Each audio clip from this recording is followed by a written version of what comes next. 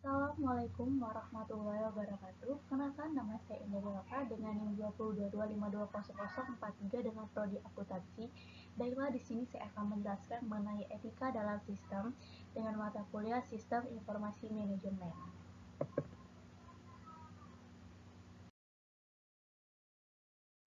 Nah, apa sih itu etika dalam sistem? Berikut penjelasannya.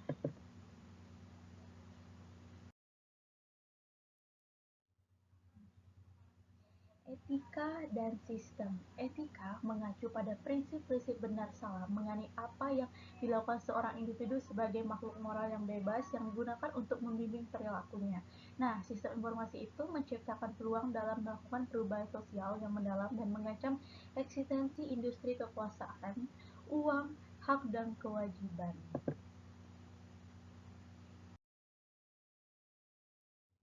Nah, selanjutnya 5 dimensi moral di era informasi. Apa sih 5 dimensi moral itu? Yang pertama itu adalah hak dan kewajiban informasi. Yang kedua, hak dan kewajiban terkait dengan kepemilikan. Yang ketiga, akuntabilitas dan pengendalian. Yang keempat, kualitas sistem. Yang kelima, kualitas hidup.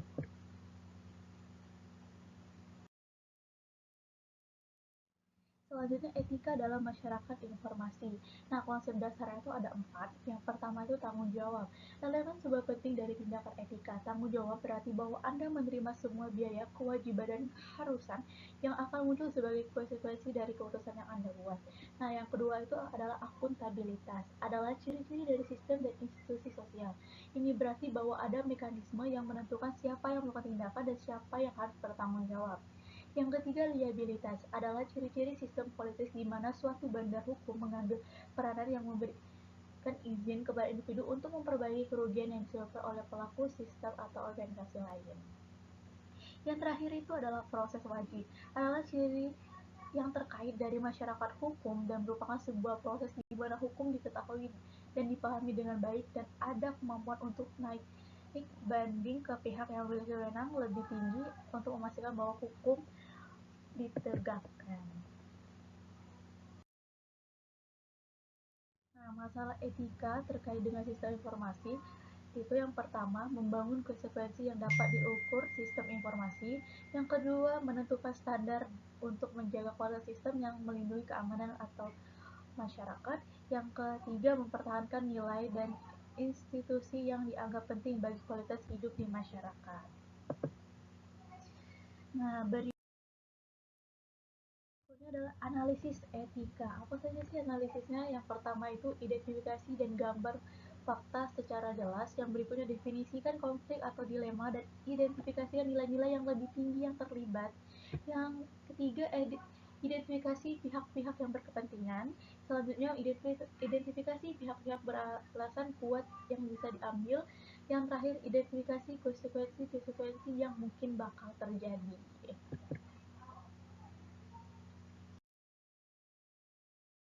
Nah, selanjutnya prinsip etika kandidat. Yang pertama itu perlakuan orang lain seperti apa yang Anda harapkan orang lain Anda memperlakukan Anda. Nah, yang kedua, jika sebuah tindakan tidak baik untuk dilakukan semua orang, tindakan itu tidak baik untuk dilakukan oleh siapapun juga. Nah, yang ketiga, jika sebuah tindakan tidak dapat dilakukan berulang-ulang, tindakan ini tidak tepat untuk diambil. Yang keempat, apabila tindakan yang memberikan nilai yang lebih tinggi atau lebih besar, kita harus ambil tindakan yang seperti itu ya. Nah, yang kelima itu ambil tindakan yang memberikan kerugian paling sedikit dan biaya yang paling murah juga.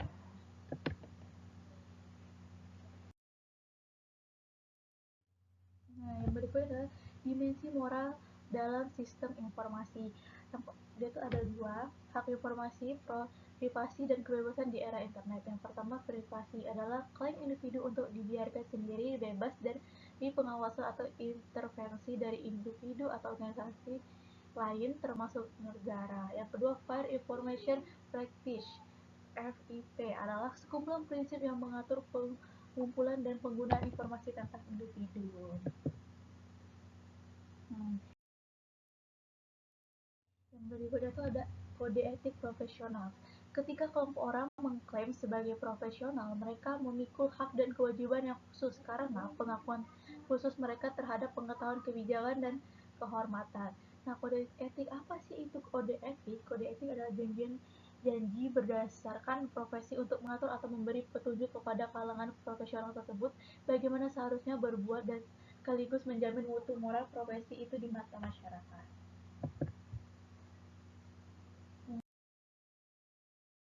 Yang terakhir itu adalah dilema etika dalam dunia nyata. Sistem informasi telah menciptakan dilema etika yang baru yang salah satunya berupa rangkaian kepentingan yang saling berseteru satu sama lain. Sebagai contoh, perusahaan mungkin berpendapat bahwa ia memiliki hak untuk menangkap sistem informasi untuk meningkatkan produktivitas dan mengurangi jumlah tenaga kerja untuk menekan biaya serta mempertahankan bisnis mereka. Karyawan yang digantikan oleh sistem informasi mungkin berpendapat bahwa pemilik perusahaan bertanggung jawab untuk kesejahteraan mereka.